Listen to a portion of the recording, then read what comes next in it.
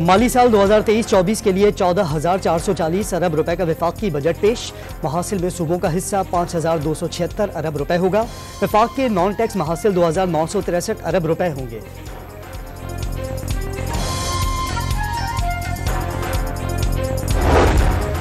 आइंदा माली साल के बजट में सरकारी मुलाजमीन की तनख्वाहों में एडहॉक रिलीफ का ऐलान। ग्रेड 1 से 16 तक मुलाजमीन की तनख्वाह में 35% इजाफा तजवीज़। ग्रेड 17 से ग्रेड 22 तक एडहॉक रिलीफ 30% तक होगा।